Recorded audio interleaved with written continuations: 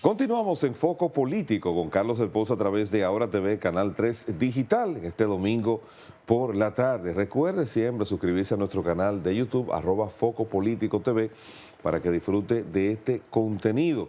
Nosotros tenemos una interesante conversación a continuación con un abogado y dirigente político. Omar Diloné nos acompaña esta tarde. Omar, gracias por estar aquí una vez más. Bienvenido. Buenas tardes, gracias por la invitación y gracias a esa audiencia que sigue este programa. Qué bueno. Omar, hay varios temas que queremos abordar contigo. Uno de ellos es pues la decisión del Tribunal Constitucional mediante sentencia, que aunque un tribunal lo había establecido, diciéndole al Ministerio Público que no podía seguir utilizando motes o sobrenombres para designar las operaciones que encabezaba, las operaciones investigativas, porque eso afectaba pues la presunción de inocencia y ridiculizaba también a las personas imputadas. Sobre esta sentencia que ha emitido ahora el Tribunal Constitucional, ¿cuál es el alcance que tiene y si pudiese haber dentro de la misma algunas consecuencias en caso de que el Ministerio Público decida ignorarla? Bueno, durante los procesos penales que comenzaron a llevarse por presunta corrupción, que eran o se denominaron casos complejos en la etapa de investigación, el Ministerio Público comenzó a utilizar ciertos motes o sobrenombres para etiquetar esos casos, que vulneraban no solo la dignidad de los imputados, sino la presunción de inocencia, el derecho al buen nombre y al que no se le relacionara con pues estos motes que afectaban la dignidad. Ciertamente el sistema de justicia más la jurisdicción penal, aparte del Ministerio Público que le vulneró derechos a sus ciudadanos, tiene un mea culpa. Porque el Ministerio Público, en su actuación como ente acusador, quizá puede desbordarse, pero los tribunales tienen que ponerle un límite. Y si vemos, solo en un caso de presunta corrupción, un juez de la instrucción que tenía que ver en la audiencia preliminar manifestó que eso podía ser denigrante y porque lo solicitó uno de los imputados. Después en el resto se le dio una cobertura mediática, se le trató en el conocimiento de esos casos de esa forma y se le vulneraron derechos a los imputados. El control difuso de la constitucionalidad, que es un concepto que dice que todos los tribunales ordinarios, no tiene que ser el Tribunal Constitucional. Nosotros tenemos dos controles de la constitucionalidad: el control concentrado, que es el Tribunal Constitucional, y el control difuso. Entonces, el control difuso de la constitucionalidad dice que cualquier tribunal ordinario tiene que controlar o verificar que todo esté conforme a la Constitución. No solamente lo que tiene que ver con la normativa en general, sino con los derechos fundamentales. Y ahí está una garantía fundamental, que es la tutela judicial efectiva. La tutela judicial efectiva tiene que garantizar los derechos fundamentales de todos los imputados en un proceso penal. Y eso no se hizo. Tuvo que venir entonces el Tribunal Constitucional a referirse en torno a eso, establecer una sentencia que es vinculante y que de ahora en adelante, cuando en un tribunal se quiera conocer un caso complejo, que no es necesariamente de corrupción, hay muchos casos que son complejos, que tienen otra calificación jurídica, que se le está conociendo con esos sobrenombres o motes, que el Ministerio Público lo tiene prohibido, que eso es una cuestión interna que el Ministerio Público, para darle un marco investigativo, lo puede hacer, pero no de manera pública y en los medios de comunicación como se hizo. Esa sentencia, partiendo de que beneficia, ¿verdad?, a los ciudadanos que están bajo esa condición, ¿tiene algún efecto retroactivo de cara a las publicaciones que se han hecho en medios de comunicaciones de esas operaciones? Bueno, es que independientemente de la sentencia de cara al porvenir, no menos cierto es que esos ciudadanos tienen garantías, y cuando se ejerce un amparo hay que retirar, y el tribunal falla, hay que retirar todo eso. Pero ya el daño está hecho para los procesos anteriores. Okay. Usted sabe que a nivel mediático, a todos esos imputados se le asoció con esos casos y tenían una presunción de inocencia. Imagínense que un tribunal penal en un juicio de fondo lo descargue. Y eso adquiera la autoridad de la cosa irrevocablemente juzgado. Quedarán manchados por el lastre de ese adjetivo o calificativo que le pusieron. Estuvimos viendo en la semana unas declaraciones de la actual directora de la PEPCA, la magistrada Mirna Ortiz.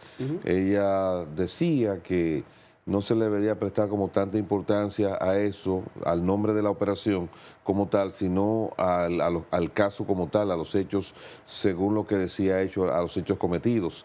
Yo no sé, pero me da la impresión de que ella como que no le está dando la importancia a esta sentencia, y como se han dado ya casos de otras instituciones que han violado sentencias del Tribunal Constitucional, ¿no le parece a usted que pudiera entonces también el Ministerio Público seguir por esa misma dirección? Bueno, no me sorprende que el Ministerio Público intente minimizar, porque es una sentencia que pone de manifiesto las violaciones de derechos fundamentales que ellos han estado haciendo frente a ciudadanos que se les reconoce una presunción de inocencia todavía y que no ha sido condenado. Pero no lo vemos tan siquiera en ese aspecto. Lo vemos desde cuando un caso simple, un ciudadano es imputado, ya en los registros públicos sale su nombre y no puede sacar ni papel de no antecedentes penales. ¿Y por qué no? Si él no ha sido condenado. En estos casos sí importa, porque todo el mundo tiene derecho a la protección de sus derechos fundamentales. Entonces, que el Ministerio Público, en vez de reconocer su error, trate de minimizarlo, es una falta que comete a nivel institucional, y le falta los principios de objetividad, que son los que fundan el Ministerio Público como órgano. ¿Tú crees que esas violaciones puedan tener alguna incidencia en las decisiones de casos que están actualmente en los tribunales? Ciertamente, porque se va a evidenciar el debido proceso, la violación de derechos fundamentales, y esos son alegatos que pudieran exponerse en el juicio de fondo. Bueno, hay otro tema que no quiero, pues, Omar, que te nos vaya sin analizarlo, lo que ha estado ocurriendo con las decisiones y las actuaciones del Ministerio de Interior y Policía. Lo más reciente fue el caso de la barbería, en donde el director de la policía, pues, un desliz, dice que las barberías, o dijo que las barberías no pueden trabajar más allá de las 12 de la noche. Luego fue desmentido por la ministra de Interior y Policía, pero también, al margen de eso, hay una situación que los ciudadanos se han venido quejando: las incautaciones de bocinas sin orden de un juez, que así está establecido también por el Tribunal Constitucional, y eso se sigue violando. Sobre esas actuaciones, ¿qué tú entiendes, qué protección puede buscar el ciudadano que se siente afectado ante decisiones como esas? Mira lo que sucede. Yo estoy preocupado como abogado y más como ciudadano del debilitamiento del Estado de Derecho que se ha venido produciendo a través de actuaciones administrativas por parte de funcionarios que no acatan no solo lo que manda la ley y la Constitución, sino incluso decisiones de la jurisdicción constitucional que lo han tenido que reafirmar, lo que establece la normativa, diciéndole que no pueden seguir incautando esas bocinas.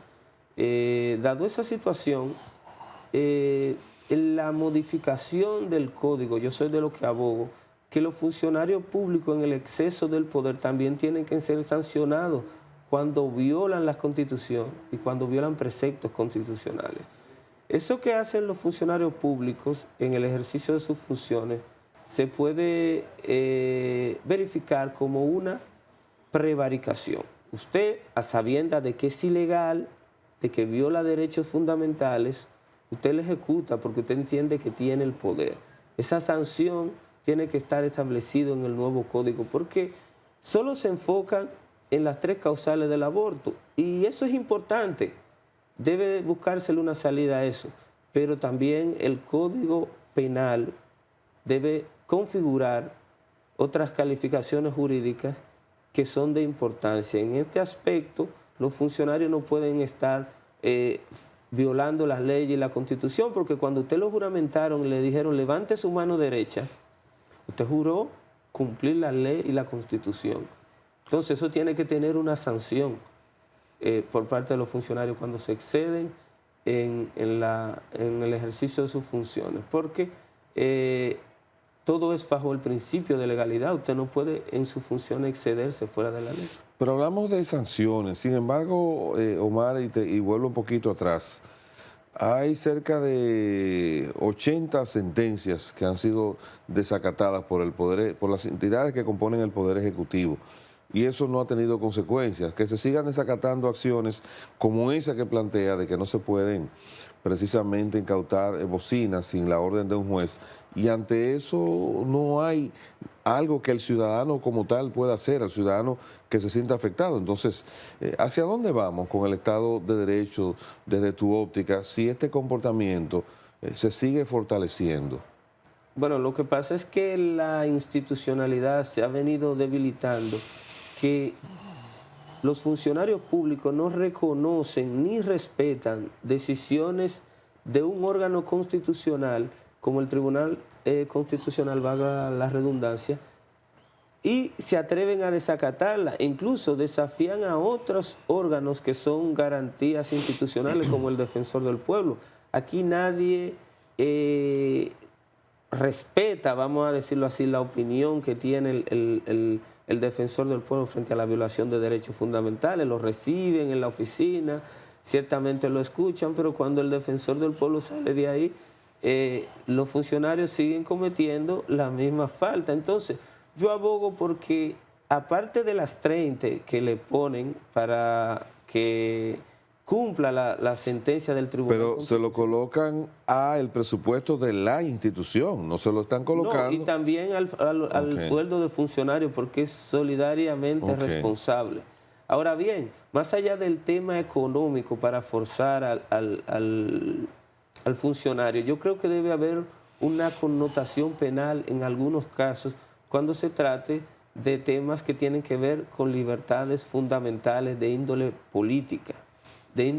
Usted sabe que los derechos civiles están, los derechos fundamentales están compuestos en una clasificación. Civiles, derechos civiles y políticos. Cuando se trata de derechos civiles y políticos, la conculcación de esos derechos por parte de un funcionario, cuando se niega a cumplirlo, tiene que venir una sanción penal. Y eso tiene que establecerse en el Código Penal, porque eso es abuso de poder. Bueno, hay otro capítulo de confrontaciones y opiniones que se abrió en el país a raíz de la decisión que adoptó el Tribunal Constitucional de declarar como inconstitucionales algunos artículos de la ley electoral, y ahora entonces tenemos las candidaturas independientes, tienen un espacio para dentro del torneo electoral y dentro de lo que es la dinámica política electoral en República Dominicana. Te pregunto, esta decisión del Tribunal Constitucional, ¿qué opinión te merece? Bueno, el Tribunal Constitucional, con esta nueva configuración que tiene, así como ha tenido aciertos en algunas decisiones, también algunos desaciertos. Parte de esos desaciertos es esa sentencia, porque sustituyó las labores del legislador y quiso regular. ¿En qué aspecto la sustituyó? Porque las candidaturas independientes no estaban ni siquiera en la normativa constitucional, mucho menos en la normativa legal. Entonces quiso sustituir al legislador y estableció una figura que no existía, porque la participación política solo estaba reservada para ser viabilizada por movimientos, agrupaciones o partidos políticos. Entonces, con esta decisión que no estaba establecida en la Constitución, el Tribunal Constitucional se excedió en sus funciones y quiso regular por la vía jurisdiccional algo que no estaba establecido. La Junta Central Electoral entonces llevó al Congreso Nacional un proyecto de ley para regular las candidaturas independientes. Esto ha generado pues algunas reacciones porque dicen que le están estableciendo a los candidatos independientes requisitos similares a lo que le establecen a los partidos políticos. Aunque ellos vayan a través de asociaciones, tienen que cumplir una serie de requisitos. ¿Te parece que esta decisión ha sido por parte de la Junta Central Electoral acertada? Yo creo que es correcto, porque esa incluso es una propuesta que se buscó el consenso con las agrupaciones cívicas, con los partidos políticos, y se llevaron dos piezas que ahora mismo están intentando fusionarse en el Congreso. Y es que las candidaturas independientes, aparte de que no existían en la normativa constitucional, y ya el Tribunal Constitucional así lo ha manifestado estableciéndola, pues como son vinculantes esas decisiones, se le ha intentado buscar una vuelta en ese sentido. Sin embargo, usted tiene las opciones en todo el abanico de partidos políticos y usted no ha querido inscribirse en ninguno que sea acorde con su ideología. Entonces usted quiere irse por una agrupación cívica, pues usted tiene que correr bajo los principios de igualdad. Usted no puede pretender que le van a dar beneficios frente a los partidos políticos. Usted tiene ahí los partidos políticos. Usted no quiere participar, bueno, pues usted como agrupación cívica usted tiene que correr en igualdad. Otro de los aspectos importantes es que usted no puede solamente que a usted se le permita inscribirse sin ningún requisito. De lo que establece este proyecto de ley es que usted tenga el 2% del padrón nacional, si es candidato a presidente, de los que son hábiles para votar. Hay propuestas que dicen que sea de los votos válidos. No lo veo correcto porque usted no participó en esa elección. La candidatura independiente es ahora que se está estableciendo y tiene que ser a partir del padrón electoral que está hábil para votar. Y un 2% que tiene que ser en cada provincia que usted tenga que tener. La limitación. Si usted aspira a la presidencia, sí. Si aspira de manera local, usted tiene que tener el 2% del padrón local de esa provincia para poder inscribir su candidatura. Bueno, Omar Diloné, gracias por esta compañía y esta conversación que nos has brindado aquí en Foco Político. Gracias a ustedes por la invitación. Bueno, qué bien. Omar Diloné, abogado y dirigente político, ha estado conversando con nosotros. Vamos a otro contacto de publicidad. Nos queda todavía mucho contenido aquí en Foco Político. No se nos vaya.